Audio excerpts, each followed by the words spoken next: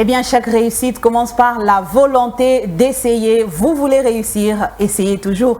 Et donc aujourd'hui, nous vous disons bienvenue à tous à ce déjeuner spirituel où nous faisons chaque jour un effort pour plaire au cœur de Dieu. Et déjeuner spirituel vient vous accompagner dans votre matinée. Nous vous disons bienvenue. Merci d'être avec nous en ce jour. Et donc, ça sera le deuxième jour de la semaine et donc une deuxième fois que le Seigneur va nous faire du bien cette semaine au travers de ce programme matinal sur la parole éternelle. Toute l'équipe qui nous suit et qui nous accompagne tous les jours, nous vous disons bienvenue. Merci d'être là ce matin et merci de prendre place autour de cette table du déjeuner spirituel. À toute l'équipe qui nous accompagne, à la technique pour la production, merci d'être là aujourd'hui. Et donc, sur ce plateau, Maman Bijou que nous accueillons. Bonjour Maman Bonjour Bijou. Maman Valentine. Ça va très bien? Ça va très bien. En tout cas, que Dieu vous bénisse. Merci d'être là ce matin. En tout cas, des plaisirs Et nous savons que ce matin, nous allons être bénis par ce qui sortira de vous.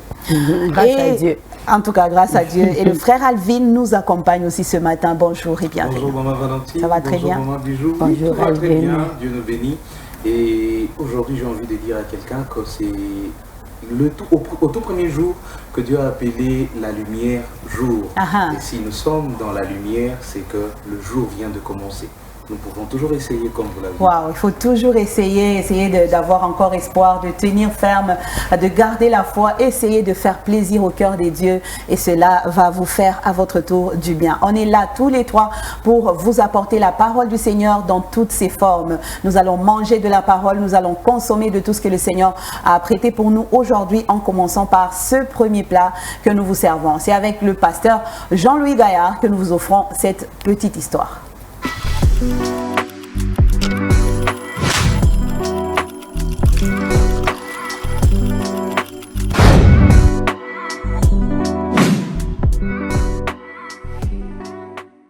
La lampe qui refuse de s'éteindre. Comment Thomas Edison a échoué 1000 fois avant d'éclairer le monde. Le vent d'automne fouettait les vitres du laboratoire. À l'intérieur, l'odeur du cuivre brûlé, de la sueur et du papier noirci. Thomas Edison, assis devant une table couverte d'ampoules cassées, de fils tordus, des tubes de verre ébréchés. Je trouverai le filament qui tiendra. Des mois déjà qu'il cherchait, des centaines d'essais, chaque fois l'ampoule s'allumait, puis s'éteignait, trop vite, trop chaud, trop fragile. Jour après jour, son équipe de chercheurs testait tout, les fils de coton, les fils de bois et même du fil d'ivoire carbonisé, et à chaque fois, l'ampoule clignotait puis mourait. Encore raté. Edison, les yeux rougis, lançait. Très bien, ça fait une erreur de moins sur la liste. On disait qu'il était fou. Lui, il disait qu'il n'abandonnerait jamais. On dit qu'il a échoué 1000 fois. Certains disent 2000. Lui un jour répondit « Je n'ai pas échoué. J'ai simplement trouvé 1000 façons de ne pas fabriquer une ampoule. » Il dormait à peine, mettait du sel sur ses paupières pour rester éveillé. Des journaux racontaient qu'il parlait aux ampoules comme à des enfants têtus. Et puis, un soir d'hiver, un fil de bambou carbonisé venu du Japon résista 5 minutes, 10 minutes, puis 1 heure. L'ampoule tenait, elle restait allumée. Pas une flamme, pas une bougie, de l'électricité qui dansait dans le vide. Elle vit. Edison tomba sur sa chaise, épuisé, silencieux. Il ne cria pas, il regarda simplement. À ce moment-là, il venait de mettre la lumière en cage. En 1880, la première ampoule fut commercialisée, puis la première centrale électrique, puis les villes, puis le monde. La nuit ne sera plus jamais comme avant. On dit que Thomas Edison a inventé l'ampoule, mais en réalité, il a inventé la persévérance éclairée. Chers frères et sœurs, c'est aussi à nous d'être persévérants, afin de faire connaître à ce monde perdu la vraie lumière qui est venue dans ce monde pour éclairer tout homme, pour nous sauver de nos péchés et nous donner une vie nouvelle en Jésus-Christ, lui, le Sauveur du monde. Venez à lui, et que le Seigneur vous bénisse. À bientôt. Retrouvez Un jour une histoire sur www.365histoire.com.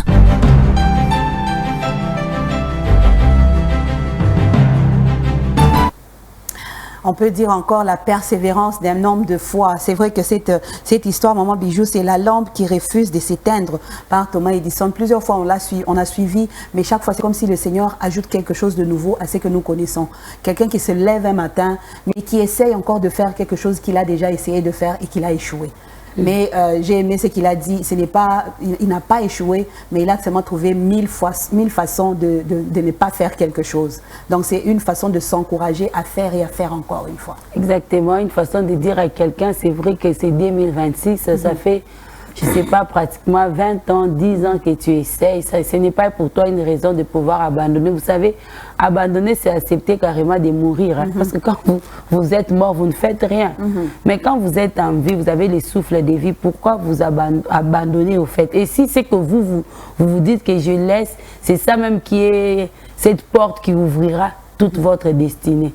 Alors, parce que vous ne savez pas, vous n'avez aucune idée, ce matin, moi, j'encouragerais quelqu'un à s'élever encore et à se poser la question, qu'est-ce qui n'a pas marché la fois passée? La plupart des cas, ce qui nous amène à pouvoir abandonner, c'est que jamais on ne s'est arrêté pour se poser la question, qu'est-ce qui n'a pas marché la fois passée? Pourquoi je n'ai pas réussi? Je me dis simplement qu'avec ces fils-là, certainement qu'ils se disaient, ah, ça, cette fois-ci, ça n'a pas marché parce que j'avais pris, peut-être que j'ai mis ces fils avec celui-ci. Demain, j'essaierai, cette fois-ci, je vais changer. Parce que je vois souvent les électriciens, ils ont des fils blancs, rouges, bleus, et puis ils vont te dire, ça c'est pour ça, ça c'est pour ça. Certainement qu'ils se disaient, prochainement, je vais prendre maintenant les fils bleus pour les mettre avec les rouges et voir ce que ça pourra donner. Et c'est comme ça qu'il faut faire, au fait, dans la vie. Qu'est-ce qui n'a pas marché il y a 10 ans qui peut marcher aujourd'hui? Qu'est-ce qui n'a pas marché il y a 20 ans qui pourra marcher aujourd'hui?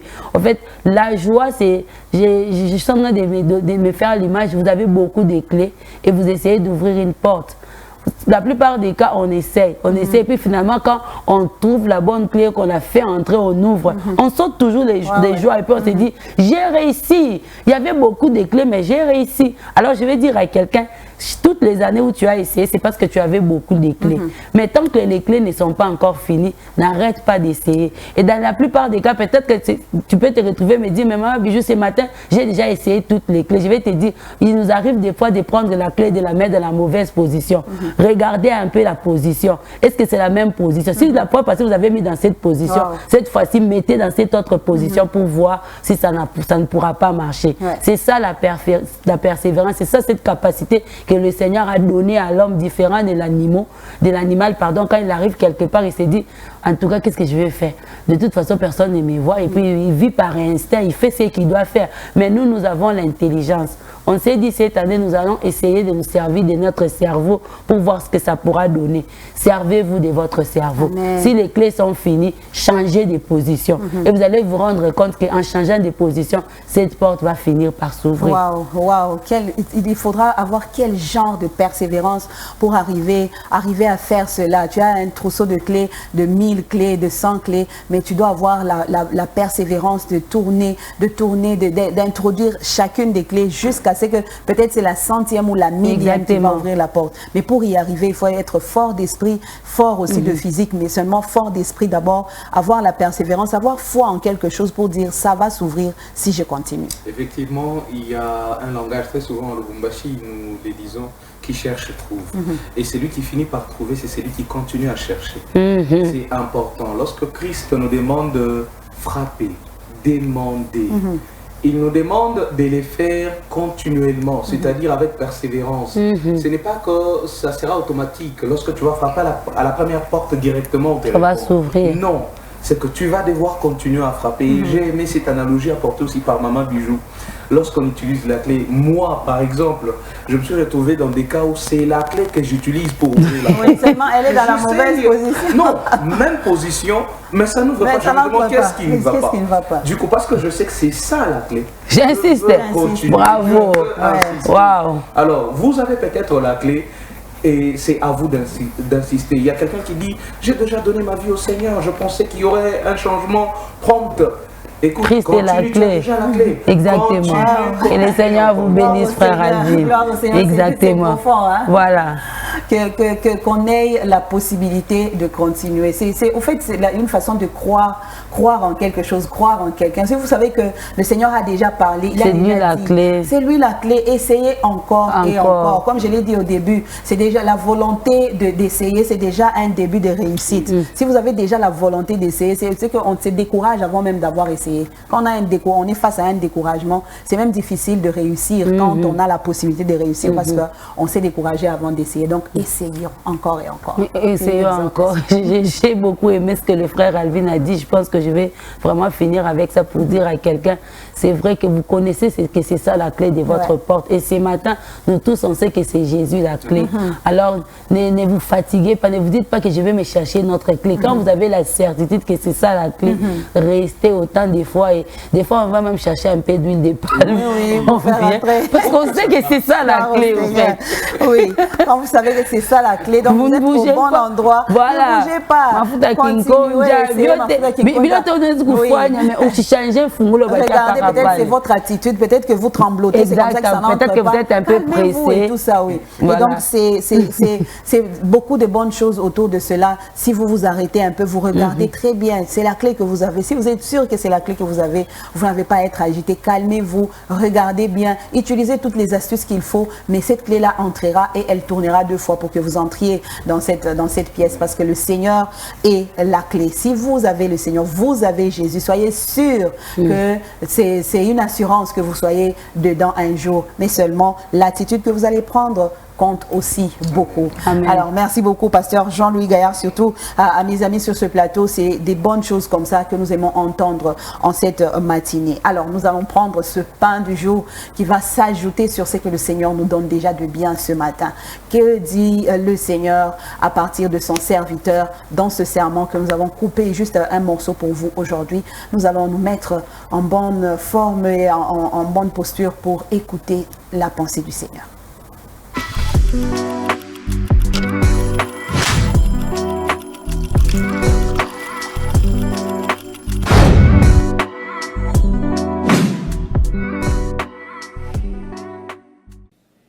Apocalypse 22, verset 20. Celui qui atteste ces choses dit, oui, je viens bientôt. Amen. Viens, Seigneur Jésus. Amen. Hébreux chapitre 12, versets 1 à 2. Nous donc aussi, puisque nous sommes environnés d'une si grande nuée de témoins, rejetons tout fardeau et le péché qui nous enveloppe si facilement et courons avec persévérance dans la carrière qui nous est ouverte, ayant les regards sur Jésus, le chef et le consommateur de la foi, qui, en vue de la joie qui lui était réservée, a souffert la croix, méprisé l'ignominie et s'est assis à la droite du trône de Dieu. Amen. Bon appétit. Que Dieu soit béni. Et nous sommes dans ce thème, oui, je viens bientôt. Alors, nous disons ce matin, oui, je viens bientôt. 3, ce que fait Jésus au ciel. Amen. Ce que fait Jésus au ciel. Allons vite à notre 4e point aujourd'hui. Jésus est assis à la droite de Dieu. Jésus est assis à la droite de Dieu. Christ est assis à la droite de Dieu. Bien-aimés, nous devons savoir que ceci n'est pas une expression, c'est une vérité, c'est une réalité, c'est une effectivité. C'est la position actuelle de Jésus.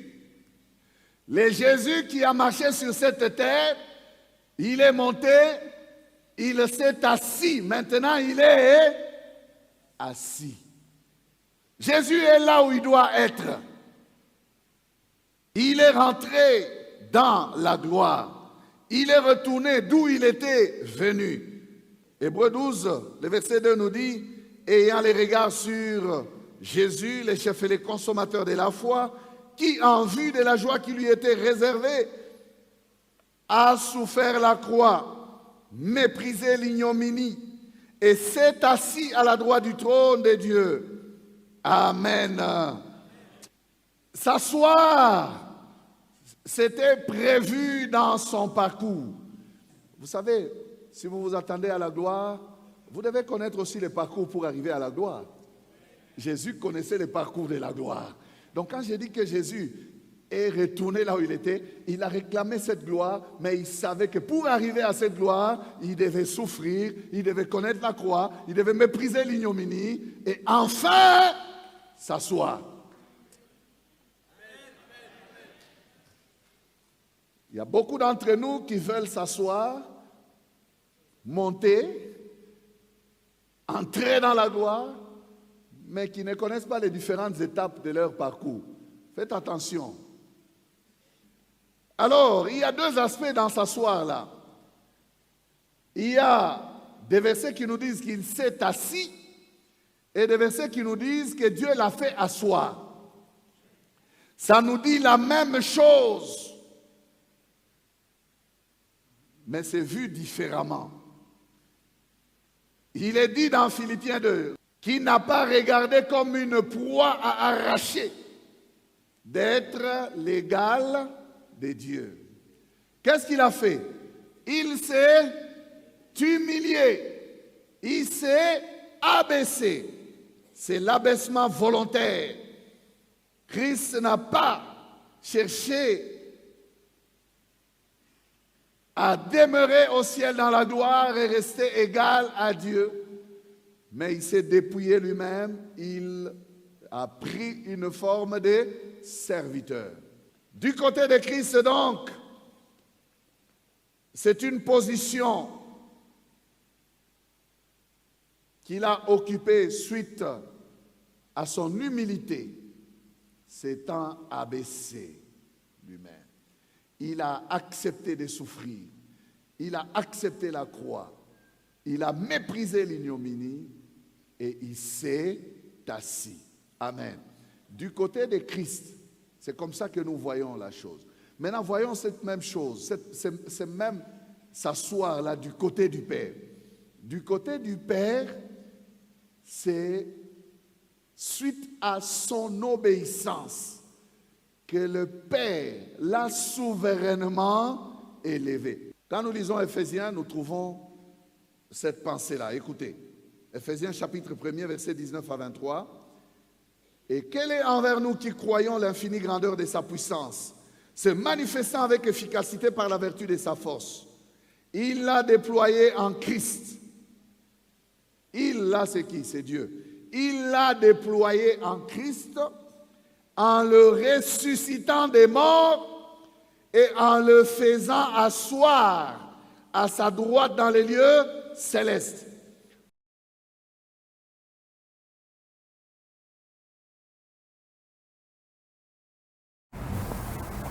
C'est que fait Jésus au ciel, c'est ce thème que nous continuons à manger, à consommer et à comprendre. Le Seigneur veut nous transmettre quelque chose de grand et de bon.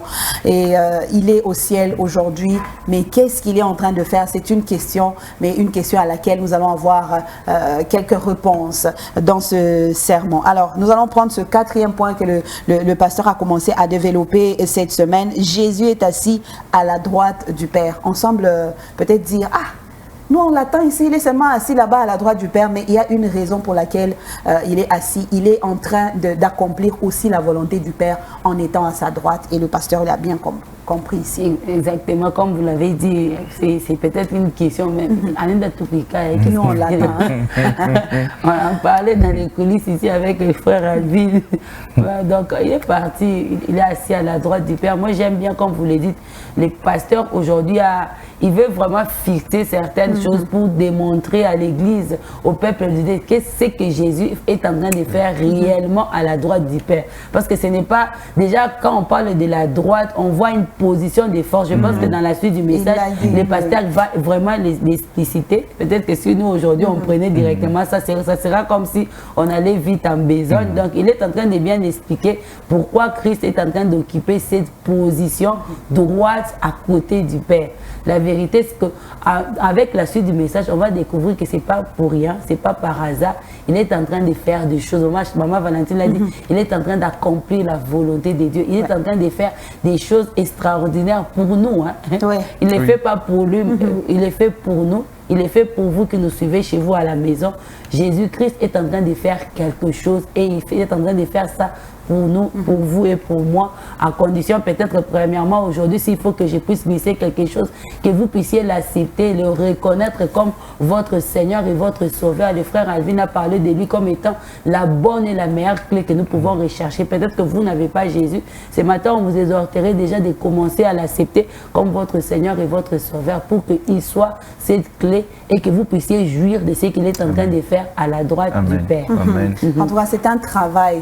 D'ailleurs, un grand travail qu'il est en train de faire. Le pasteur a même brossé le fait qu'il a souffert, il s'est humilié, il a accepté de porter nos fardeaux à la croix et à la suite de ça, il monte pour aller continuer la mission. Et ce n'est pas comme la sœur Bijou l'a dit, ce n'est pas qu'il est assis, nous on l'attend ici, mais il est en train d'accomplir la volonté de Dieu et c'est une volonté qui va finir par nous préparer une place. C'est dans cette préparation de la place pour ses enfants qu'il est en train aussi de siéger à la droite du Père. Et donc c'est quelque chose qui va nous encourager aussi à beaucoup travailler ici parce que nous savons qu'au ciel le travail continue à se faire. Effectivement, effectivement. Et j'aimerais ensemble, peut-être que vous nous découvrez, vous nous suivez pour la toute première fois sur Valentine. Je voulais juste rappeler parce que nous sommes dans le 4e point. Quels sont les trois autres derniers, points qui ont été exploités dans ce que Jésus fait au ciel? Le tout premier point, il a été dit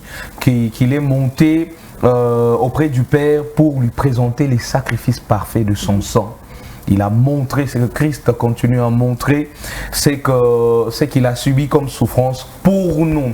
Et le deuxième point, c'est par rapport au Saint-Esprit. Il est dit qu'il a reçu le Saint-Esprit afin de le donner à ceux qui lui appartiennent. Il est dit dans la parole, lorsqu'il parlait aux apôtres, il dit: allez attendre jusqu'à ce que je vous enverrai de la part du Père, le Saint-Esprit, l'Esprit consolateur.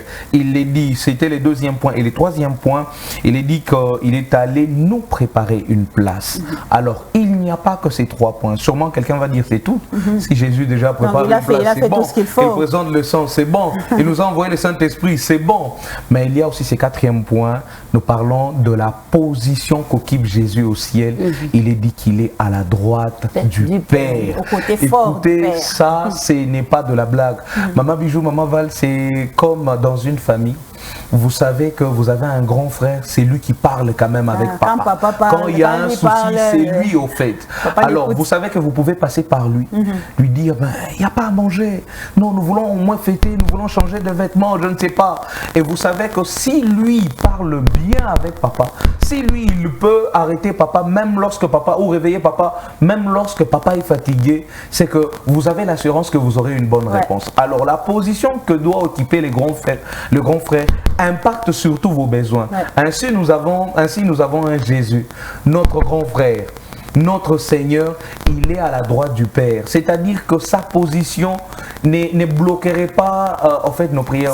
C'est d'ailleurs un avantage pour nous. Voilà pourquoi il dit tout ce que vous demanderez en mon nom. Moi, je me dis que c'est ça.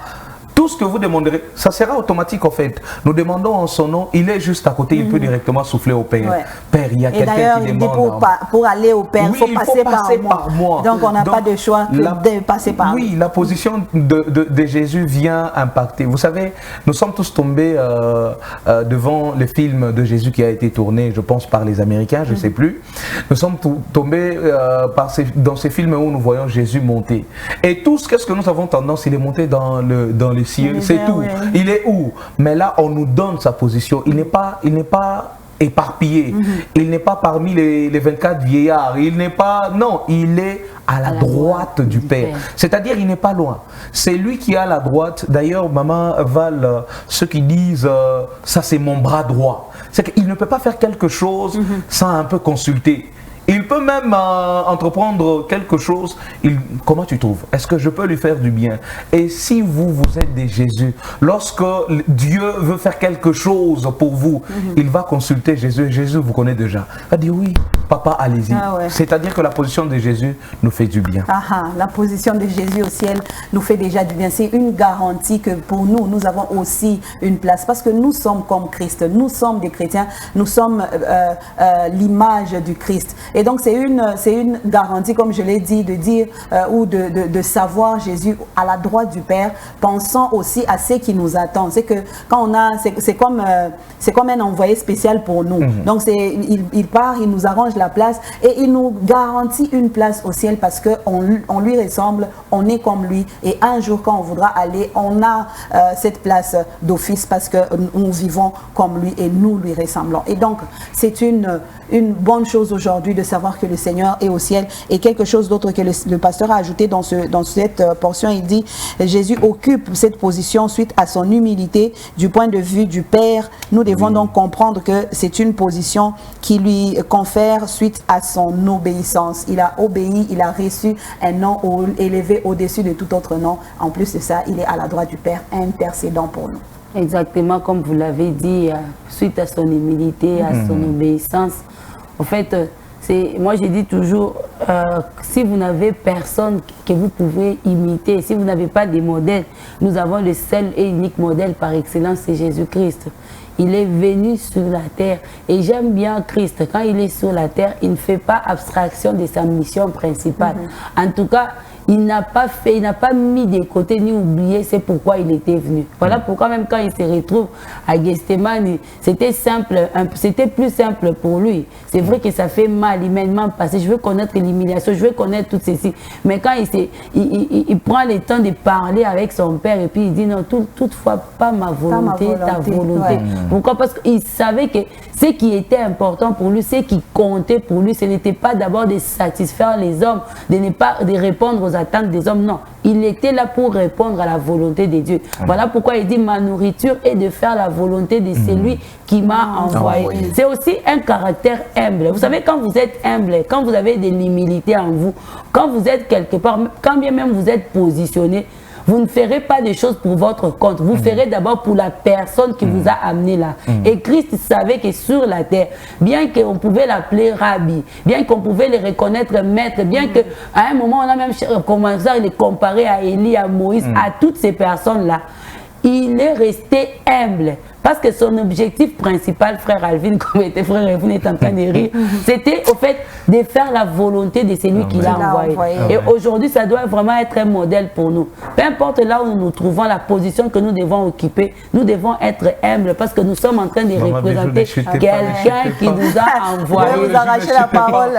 J'ai juste envie de dire, Maman Bijou a parlé de la comparaison qu'on faisait entre Jésus, Élie et les autres. J'imagine un prophète aujourd'hui. Si on dit, mais lui, c'est vraiment un Élie. C'est fini, on sait pas. Fini, on essuie ses chaussures, c'est fini. Il a des gardes du corps. Il devient même la personne, il devient même celui qui se positionne pour maudire les autres. Toi, tu veux jouer avec moi, tu sais pas que je peux te maudire, je peux anéantir ta vie. Christ avait toutes les possibilités, mais il était resté humble parce qu'il était en train de répondre aux besoins de quelqu'un qui était plus élevé que lui, s'il faut le dire comme ça, parce qu'il était carrément en mission.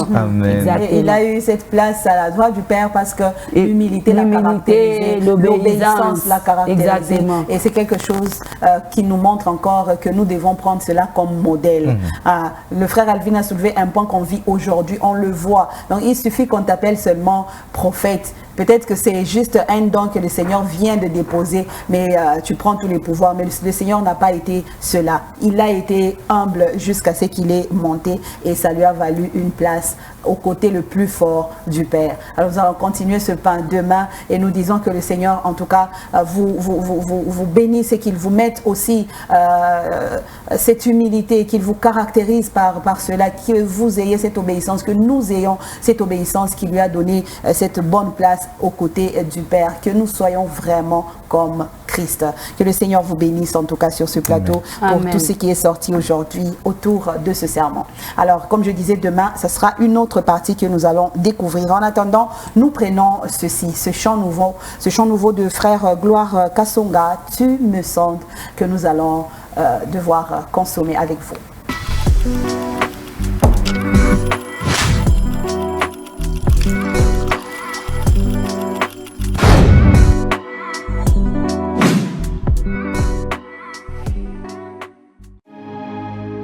Est-ce que tu peux acclamer de là où tu es? Acclame très fort.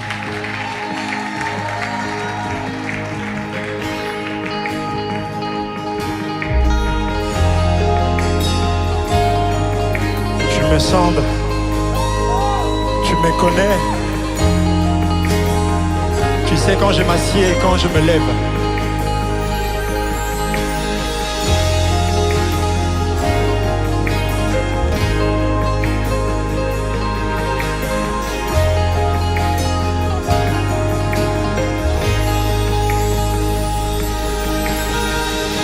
Je t'apporterai plus qu'un cantique. Ce n'est pas le chant que tu recherches. Tes yeux voient loin, bien plus loin que les apparences. Tu sondes le fond de mon cœur. Je t'apporterai plus qu'un cantique.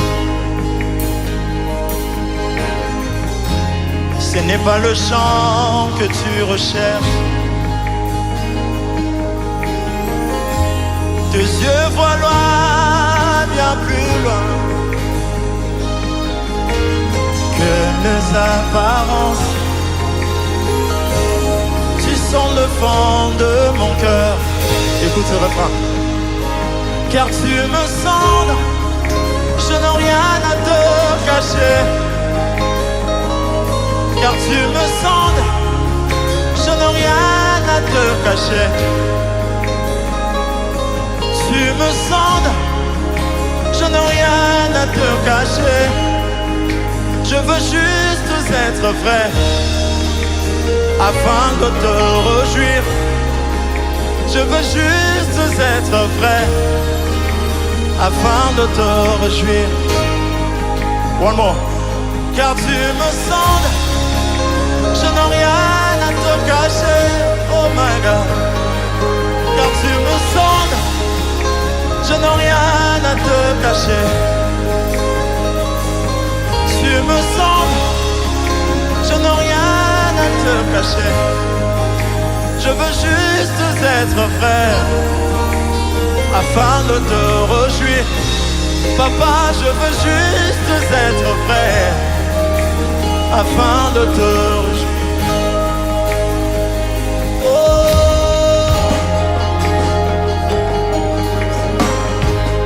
je veux être vrai avec toi, mon papa. Tu cherches des adorateurs. Je t'offrirai. Je t'offrirai plus qu'un service. Ah, ah. Car tu désires une relation tout d'abord. Car tu désires une relation. Tes yeux voient loin, bien plus loin.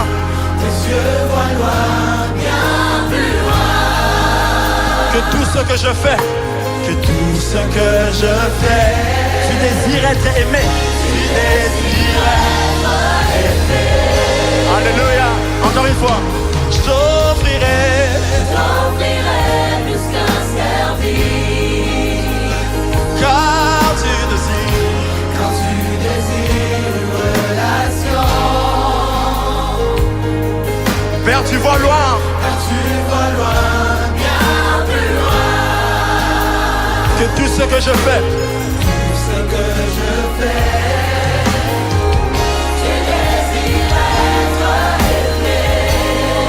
Je t'aime, Jésus, je t'aime.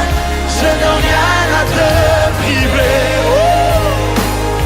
Jésus, je t'aime. Je n'ai rien à te priver. Papa,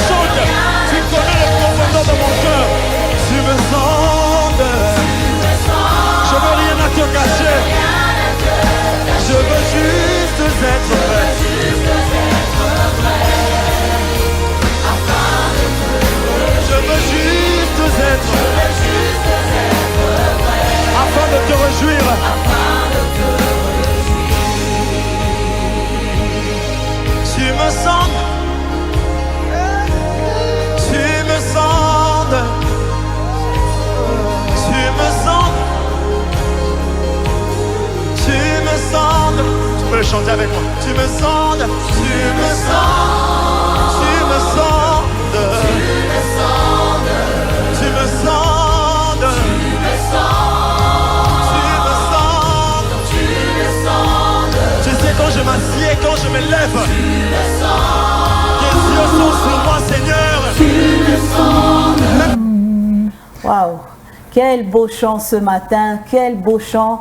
Ça, c'est une prière pour nous ce matin, mais c'est aussi tiré de la prière de David qui dit « Seigneur, viens la nuit et sonde mon cœur, tu verras que ce que je te dis est vrai. » Donc, quelqu'un qui se connaît, qui sait ce qu'il est, il n'a rien à cacher au Seigneur. Non. Donc, quand je me lève le matin, je sais que je ne peux rien cacher au Seigneur, je ne peux pas mentir au Seigneur, je dois être vrai parce que lui me connaît mieux que moi-même. Christ nous répond à cette question. Nous sommes dans Matthieu 7, 21, où il dit, ceux qui disent, ou ceux qui disent, je vais lire avec vous, ceux qui me disent Seigneur, Seigneur, n'entreront pas tous dans le royaume des cieux. Mais celui-là, seul qui fait la volonté de mon Père qui est dans les cieux. Donc c'est celui qui est vrai. Plusieurs me diront ce jour-là, Seigneur, Seigneur, n'avons-nous pas prophétisé en ton nom? N'avons-nous pas prêché? N'avons-nous pas chassé des démons? Mais Christ qui nous sonde connaît qui est vrai et qui est faux. Alors, notre désir ce matin, un encouragement, c'est d'être vrai devant Dieu. Tu sais qui tu es. Tu marches dans la haine, mais tu présentes une autre image. Tu te caches peut-être devant les hommes, mais devant Dieu, jamais. Alors c'est lui qui sonde les cœurs, c'est lui qui connaît même tout ce qui coule dans nos veines là. C'est lui-là, nous ne pouvons jamais nous cacher. Alors le désir, Maman Val, que nous devons avoir, c'est être vrai. Et c'est lui qui veut être vrai, il marche selon la volonté de Dieu. Ouais. Parce que dans la volonté de Dieu, il n'y a pas de mensonge. Dans la volonté de Dieu, il n'y a pas d'orgueil. Dans la volonté de Dieu, il n'y a pas de haine, de division. Il n'y a pas la sorcellerie, il n'y a pas toutes ces choses. Dans la volonté de Dieu, c'est la parole, en fait. Amen. Dans la volonté de Dieu, c'est la droiture. Dans la volonté de Dieu, nous sommes vrais. Donc, que ce soit la prière de quelqu'un, comme vous le disiez tantôt ce matin, Seigneur, je veux être vrai. Et celui qui a ces désirs-là, Dieu l'oriente. Tu ne suivras pas ce que les mondes t'est ferré, le gens ferré sur toi ou la vie. Nous n'allons pas copier du monde, mais nous allons copier le Seigneur Jésus-Christ, car il est le modèle parfait. Wow, savoir qu'aussi il y a quelqu'un qui connaît notre cœur mieux que nous-mêmes. Quelqu'un qui connaît ton cœur plus que ton mari, plus que ta femme. Et donc c'est le Seigneur lui-même. C'est maintenant une prière de dire que ce que je fais, ce que je suis, soit seulement une vérité devant toi parce que tu es celui qui me connaît. Exactement, ça c'est une bonne prière. Et pendant que ces chants passaient, j'étais en train de penser, j'ai dit, ah Seigneur, donc avec toi on ne peut pas arriver à ces niveaux-là où par exemple je vends, je me dis, comme des fois on dit non, je vais vraiment travailler sur ma personne pour amener, déjà donc je connais comment les frères Alvin fonctionnent, je sais que lui il aime les personnes comme ça, comme ça. Je travaille tellement mon image pour que les frères Alvin, les jours qui verra, qu'ils sachent vraiment que mon Sœur Bijou est vraiment fait partie des genres des personnes que moi j'aime. Mais malheureusement chez Dieu ce n'est pas le cas. Je viens vraiment décourager quelqu'un qui a passé tout son temps à jouer à l'hypocrisie avec Dieu, pour atteindre, comme on appelle la tenipène, à tenir positionner. Ce qui me fait mal dans toute cette histoire, c'est que c'est toi qui perds les temps. Si c'est le frère Alvin, c'est vrai qu'il va te positionner parce qu'il ne connaît pas qui tu es. Et quand tu seras positionné, il découvrira finalement ce que tu es réellement. Mais je vous assure, Dieu, s'il arrive qu'il te positionne, peut-être c'est pour te donner une leçon. Ça ne sera pas genre parce que tu l'as trompé. Comment tromper le Seigneur? Ça ne sera pas genre parce que tu l'as trompé, tu es là et puis Nabalouke Linzambe. Vous savez, ça arrive souvent. Linzambe a changé leur face. Au Kitanga Soussou. Je vous assure, si Dieu vous laisse avec ce que vous êtes, avec ces doubles faces-là, il vous positionne. Sachez qu'il est en train de vouloir vous donner une leçon. Mais tant que vous n'allez jamais comprendre cette leçon, j'ai mal pour vous par rapport à la chute que vous allez connaître. Parce que Dieu va vous humilier. Vous savez, Dieu humilie. Si Dieu t'humilie, David le savait. Voilà pourquoi il a dit, je vais tomber à tes pieds. Dans tes mains, non, je ne vais pas les tomber entre les mains des ennemis. Parce que toi, quand tu vas me faire, ça sera avec compassion. Parce que vous savez que si vraiment Dieu se mettait à te faire des choses, ben, vous voyez, la leçon de Dieu, elle ne sera jamais égale à la leçon des hommes. Alors je vais dire à quelqu'un ce matin, pardon, s'il te plaît. ne joue pas sur ces terrains-là au Baloukéla Nzambe. Nzambe va Baloukéla Kaete. Sur place wana, c'est qu'il y a une ligne. Il sait et exactement. Il a voulu que tu sois là. Voilà. Vous avez inquiété parce que tu te retrouves à dribbler Nzambe et je me retrouve déjà ici. Lui-même ne s'est pas rendu compte. Non. Il a laissé faire et il sait pourquoi. Voilà. Alors, notre prière ce matin, c'est que le Seigneur, nous voulons juste être vrais. Tu ne manques à toi-même parce que le Seigneur, on ne lui ment pas. Exactement. Et d'ailleurs, même à toi-même, tu sais que tu es là. Non, tu perds ton temps. Ta vérité, tu es en train de perdre ton temps. Oui. C'est pas bien. Et ça sera difficile à récupérer. Tant que tu es déjà parti dans le mensonge, parce qu'un mensonge est couvert toujours par un autre mensonge, et celui-là doit être couvert encore par un autre mensonge. Et c'est seulement à toi-même que tu es en train de te tromper et pas au Seigneur. Alors ce matin, arrête-toi et dis Seigneur, je veux juste être vrai avec toi, parce qu'il n'y a qu'à Dieu qu'on peut vraiment être ouvert. Dis à Dieu, je ne sais pas m'en sortir. Il y a des situations où toi-même tu ne sais pas t'en sortir, tu ne sais pas dire la vérité. À tout moment, tu as toujours envie de mentir. Le diable t'a tellement déjà pris. Alors que le Seigneur te sorte de là et que cette prière soit vraiment vraie pour toi. Alors, nous allons dans la deuxième partie avec toute cette belle histoire que nous avons traversée avec le Seigneur ce matin. Ça nous encourage à aller découvrir autre chose à présent, quelque chose qui va aussi nous aider à bien marcher et surtout pour bien servir le Seigneur, être en très bonne santé. Alors, frère Alvin, nous sommes avec vous parce que c'est mardi aujourd'hui. Vous nous amenez en santé. Eh oui, nous prenons la santé. Je ne sais pas, papa, donc je peux y aller? C'est bon, c'est bon. On n'annonce pas, c'est bon, nous pouvons y aller. Alors, nous avons préféré aligner, depuis quelques semaines, nous parlons de 10 clés pour vieillir heureux, mais aussi en bonne santé. Après la santé spirituelle, parlons un peu de la santé physique, c'est aussi important. C'est donc là le thème que nous sommes en train d'exploiter. Alors, nous allons y aller après cette petite transition. Nous prenons la santé.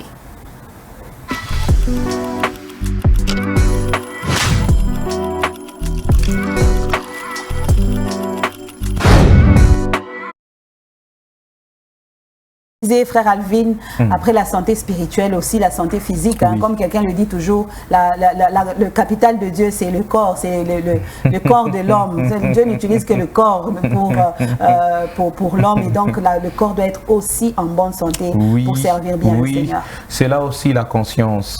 Apana non, shi para maombi nanani. Non, mais regarde derrière, poubelle là, c'est compliqué. Regarde, fosse sceptique là, c'est plein. On parle de choléra ces jours-ci. Non, je sais pas comment. Il t'a coupé. Et puis Dieu, bon, comme il est amour, il peut te guérir. Mais après, il va d'abord te laisser. Il gagne l'hôpital. Dieu, autant ça qu'il a tout pas boucher à Fouville. Et tu as raté Maman Ombi. Lui-même, il est organisé. Voilà, tu as raté Maman Ombi. Alors, dans les 10 clés, nous sommes au 4e clé. Nous parlons de la nutrition. Depuis la semaine dernière, nous vous avons donné ce qu'a comme impact certains aliments et tout. Alors, nous vous avons promis cette semaine de vous donner qu'est-ce qu'il faudrait alors manger. Qu'est-ce qu'il faudrait privilégier? C'est vrai, nous sommes vous nous suivez peut-être dans des milieux où il va manquer tel légume, tel autre légume, mais nous allons venir avec une pensée équilibrée, c'est-à-dire vous pouvez quand même équilibrer, ne manquez pas ça dans une semaine, en 2 jours, ne manquez pas ça et ça. Alors, je vais commencer d'abord par vous interdire, parce qu'il faudrait savoir quoi manger, quoi ne pas manger. Je vais commencer par vous interdire les charcuteries. Les charcuteries, nous allons vous demander de ne pas en consommer plus d'une fois la semaine. Pas plus d'une fois la semaine. Pas plus d'une fois la semaine. On commence de lundi à dimanche, on est là, on est dedans, dans toutes ces formes. C'est quoi ton problème? Voilà. Non, mais c'est là une erreur. Avec Pata Maïcha, on est charcuterie. Ça a toujours été un piège. Lorsque Dieu bénit quelqu'un, nous pensons que c'est maintenant l'occasion pour nous de faire de n'importe quoi. On va entrer dans la viande et tout ça.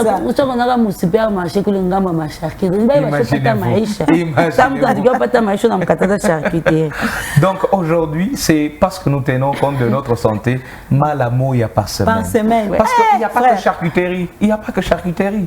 Il y a tellement d'aliments. On ne va pas nous dire qu'il y a aussi légumes. Hein? Il y a certaines choses. Donc la charcuterie, excusez, pas plus d'une fois la semaine. Les viandes rouges, pas plus de 2 fois la semaine. Donc viande rouge, quand on parle de viande rouge, nous voyons la chèvre, les bœufs. ou on a koraka michoponi du lundi au lundi. Ce n'est pas bien. C'est michoponi, on est viande rouge. Oui. Bon, c'est de la viande rouge. Attends, il viande rouge. C'est de la viande rouge. Donc, pas plus de 2 fois. Vous pouvez consommer 2 fois. Non, mais il week-end. Ok, commencez à consommer le week-end. Donc, vous avez samedi, dimanche, viande rouge. Vous en mangez comme vous voulez, mais pas plus. Nous avons aussi, on parle de beurre et crème. Pas plus de 20 grammes par jour. Là, c'est par jour. Là, ce n'est pas par semaine. Par jour, pas plus de 20 grammes. Pas plus de 20 grammes. Okay, en tout cas, mesuré comme il se doit. C'est que nous voyons ici. Les kilos ou quoi? D'ailleurs, dans tout ce que vous payez, je pense que c'est mesuré, c'est écrit déjà sur le boîte. Non, mais quand je paye 1 kilo, frère, quand je paye 1 kilo là, le matin, il faut que j'enlève 20 grammes. Comment je saurai? 1 kilo, c'est 1000 grammes. Pour ceux qui ont fait le... Donc, je divise par 50 et puis j'ai la partie de 20 grammes. Voilà. Donc, vous pouvez toujours bien calculer. La pâtisserie ou les pâtisseries, pas plus d'une fois par semaine.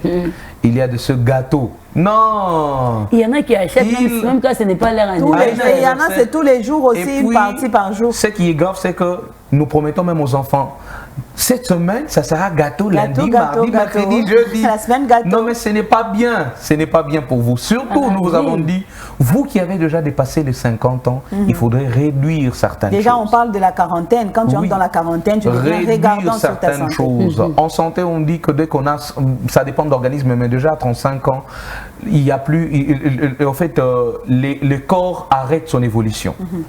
C'est pourquoi lorsque vous tombez sur quelqu'un qui a une plaie, qui a une grande plaie, les cellules pour, en tout cas, se régénérer, ça cicatrise, ça ne rigole pas. Donc, ça prend du temps. Voilà, tout ça là. Les aliments industriels, vous aimez boîte de conserve, tout ce qui est modifié là, nous allons vous demander de ne pas consommer plus de 2 fois par semaine. Il y a quelqu'un qui regarde frère Alvin, c'est frère Alvin. Frère, qu'est-ce que tu me veux? Finalement,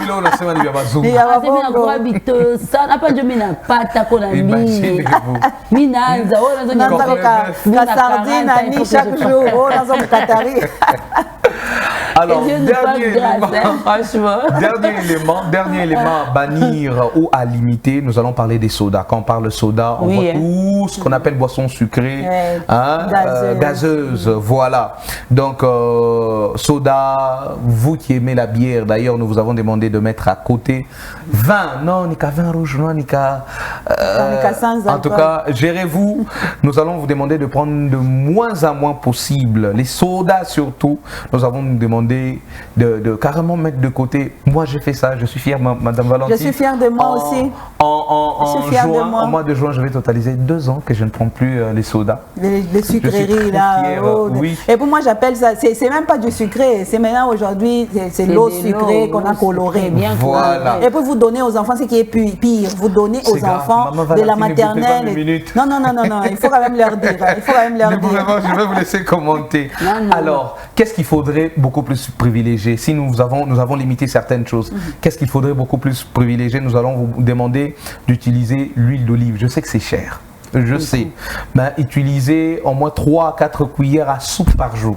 Tu sais que 10 $, c'est une bouteille comme ça. Voilà, 3 à 4 cuillères, c'est-à-dire dans votre cuisine. Et huile d'olive, c'est bon. Chaque jour, mais c'est ça comment utiliser. Oui, on peut utiliser à la place. Tu vois, quand tu veux faire des grillades et tout ça, au lieu de prendre des bamafouta avec cholestérol, c'est mieux de prendre l'huile d'olive. Vous savez, mais c'est cher. J'ai utilisé des huiles d'olive originales, permettez-moi, vraiment originales. Je crois que ça venait des Congo, la Calais. Mais quand je parle d'original, c'est original. Et c'est encore mieux. Non, mais si vous n'êtes pas habitué, vous n'allez pas manger cette huile-là. Il n'a pas bon goût. Le goût.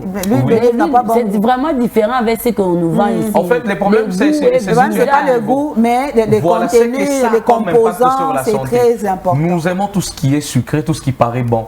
Et nous négligeons tout ce qui nous protège. Sur les plans sanitaires. Donc, vous pouvez respecter cela. Les noix, vous connaissez les noix? Vous donnez l'exemple des noix, par exemple. Les noix de palme. On parle d'amande, oui, noix de palme aussi. Les noix de coco. Oui, noix de coco. Consommer. Et d'ailleurs, c'est la période. C'est la période, il faut en profiter. D'ailleurs, quand c'est la période, profitez-en. 20 grammes par jour. On parle de fruits frais.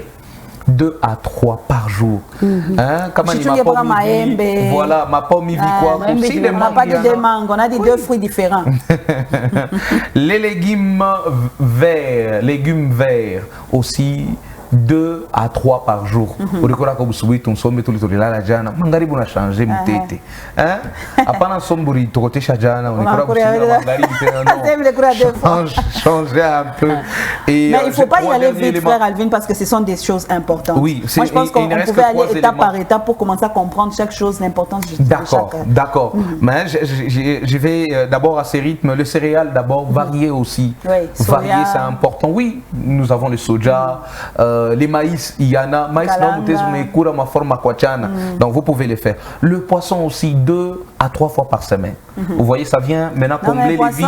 Ce n'est pas que Thompson. Hein? Voilà, le poisson, ça vient combler. Nous avons dit, si vous évitez charcuterie, vous évitez viande rouge, vous pouvez remplacer par le poisson. Et les produits laitiers, nous vous encourageons de prendre 2 cuillères à 3 par jour. C'est mieux. Ah là, il y a beaucoup qui sont d'accord avec toi. Alors, déjà, pour nous, il y a un fourré, c'est comme elle a mis dans ça. Elle n'attend pas au moins, sachez moi. C'est grave. Donc, nous avons préféré venir avec ces choses. Il y a tellement de choses à parler autour de la nutrition. Il y a tellement d'informations. C'est beaucoup. Peut-être que nous allons y revenir très prochainement pour cette série de 10 clés. Je crois que nous avons préféré nous arrêter surtout sur ce que nous devons et ce que nous ne devons pas. En tout cas, les 10 clés, moi je pense que la clé la plus importante c'est celle-ci, l'alimentation. Ce que nous devons faire, manger, et ce que nous ne devons pas manger. Je pense que c'est très important pour qu'on y revienne, frère Alvin. En tout cas, je plaide pour beaucoup ici. Je plaide, et puis avec beaucoup d'informations, parce que vous devez nous convaincre. Beaucoup de détails. Convainc-moi d'arrêter avec la viande rouge. Sinon, charcuterie, convainc-moi. C'est à peine que je viens de commencer à avoir l'argent. Pour que tu puisses me convaincre. Ça expose beaucoup. Voilà. Je pense que la semaine prochaine, nous allons lancer avec. On échange un tout petit peu avant de prendre la 5e clé. Oui, en tout cas, il nous a promis et on va y revenir la semaine prochaine. Mon agenda s'ouvre. Quels sont les programmes pour cette semaine? On y va, on découvre.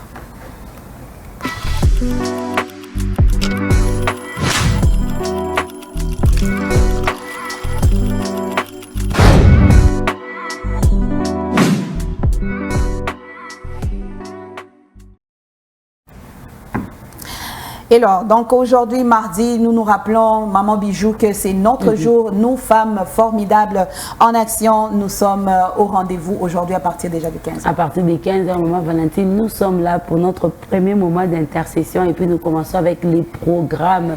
Donc j'invite toutes les femmes à venir passer ces bons moments dans la présence des dieux. Et peut-être un petit conseil aujourd'hui aux femmes, je dirais, venez avec soif. Mettez de côté les habitudes. Ne vous dites pas que ça se passe toujours comme ça. On vient. Non, non, vous pouvez amener la différence parce que vous êtes venus dans la présence des dieux avec soif.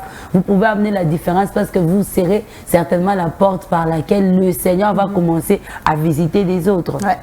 Alors, ne manquez surtout pas, chère maman, vous avez été le week-end dans beaucoup d'activités, peut-être dans des concerts, Moïse Matouta, Faveur Moukoko, vous étiez peut-être à Maombi Time, tous ces programmes que le Seigneur nous a donnés le week-end, nous a bénis, mais on doit reprendre aussi les activités de l'Église et donc ce mardi, nous vous disons bienvenue à tous. Il y a aussi un autre programme. Oui, il y a un autre programme. Nous parlons de l'Église Grâce et Miséricorde de Dieu qui se trouve sur l'avenue La Source au coin chemin public, arrêt 2e antenne.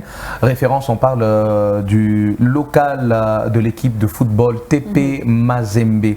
Alors, qu'est-ce qu'il y a? On parle de Percée 40. C'est 40 jours de prière, c'est-à-dire que nous avons 40 jours de jeûne et prière. On jeûne et on prie. C'est important. Sous les thèmes vaincre pour percer. Là aussi c'est important. Lorsque tu veux percer, tu dois vaincre. On doit vaincre quoi? Je ne sais pas. Est-ce que tu as de fardeau? Est-ce que toi-même tu as de combats qu'il faudrait vaincre? Comment faire? Eh ben, nous vous invitons. Tu vaincre toi-même. Voilà, tu vaincre même toi-même. Ton ego et tout exactement. Ça. Voilà, c'est avec l'apôtre Richard Ngali Mouledi. C'est donc un rendez-vous à respecter et nous aurons côté musique le frère Alkambumba. Ça va donc, ça a commencé depuis le le 10 février et ça va s'arrêter le 27 mars. Nous ne sommes pas encore à mars, c'est-à-dire que nous pouvons toujours nous rattraper. Si vous avez raté des journées déjà consommées, vous pouvez toujours entrer dans les cortèges et aussi jeûner et prier. Alors, ne manquez pas à ces 40 jours de jeûne et prière à l'église Egrami. Et c'est donc par ici que nous allons finir. J'ai oublié l'heure. Sûrement quelqu'un se demande, c'est de 17h à 19h. Ne manquez pas, hein, c'est souvent ça, les heures de nos rencontres. Et donc à cette église, nous vous invitons tous. Ce verset du jour, ce sera pour finir ce moment du déjeuner spirituel. On partage et on revient.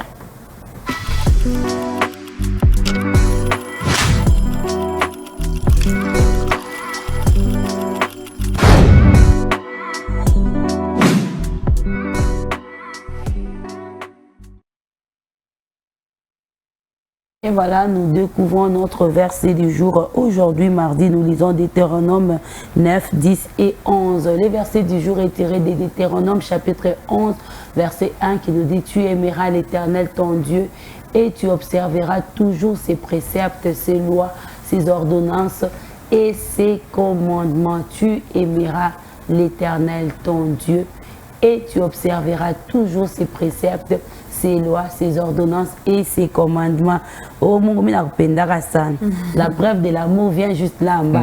Si vous aimez le Seigneur, il y a les preuves de l'amour là. Observer les préceptes, obéir à ses commandements, ce sont les preuves de l'amour. Quand vous aimez quelqu'un, vous êtes prêt à tout par amour pour cette personne-là. Alors, ne manquez pas à cette lecture. Nous vous rappelons, nous avons commencé hier Deutéronome et nous sommes en train de lire 9, 10 et 11 aujourd'hui. Donc, rejoignez-nous et venez lire avec nous. Ne manquez surtout pas à respecter les commandements du Seigneur et ses préceptes.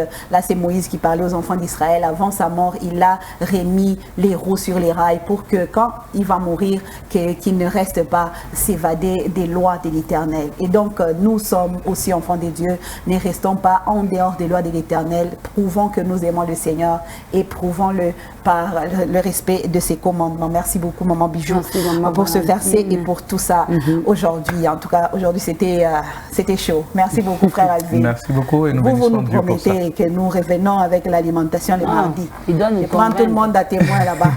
Je sais pourquoi. Je viens de dire que nous allons commencer par ça. Il faut nous convaincre. Elle est charcuterie, ça fait un an. Il faut convaincre. C'est juste pour savoir, c'est pour vous dire, certainement, il y a quelqu'un qui se pose des questions. J'ai 40 ans aujourd'hui. Ces choses, je ne les ai pas mangées avant mes 40 ans. Donc, on va dire aujourd'hui que certainement que la personne se dit, nous on a manque, récupérer. Est-ce que vous savez que les personnes qui ont eu le temps de profiter de cette grâce-là, Dieu m'a béni, ok c'est bon. Mais après ces personnes-là se demandent pourquoi est-ce que j'ai abandonné les ndakal? Pourquoi est-ce que j'ai abandonné les moutées? Non mais frère, pourquoi? Ça c'est important. C'est ce que je disais. Je pense que nous allons commencer par ça la semaine prochaine, avec des arguments peut-être encore plus convaincants. Ou si vous avez des questions, vous pouvez toujours écrire à l'église, plutôt à la chaîne Parole Éternelle. Nous allons prendre notre temps pour répondre à chacune des questions. Merci beaucoup frère Alvin et merci beaucoup Maman Bijou. Merci à vous tous qui nous avez accompagnés aujourd'hui, qui avez consommé avec beaucoup d'appétit ce déjeuner spirituel. Papa Dan et toute son équipe, nous vous disons merci. Demain, ça sera un autre jour et nous prions que le Seigneur nous garde en vie pour qu'on se retrouve pour un autre déjeuner spirituel. En attendant, nous vous disons au revoir et à demain.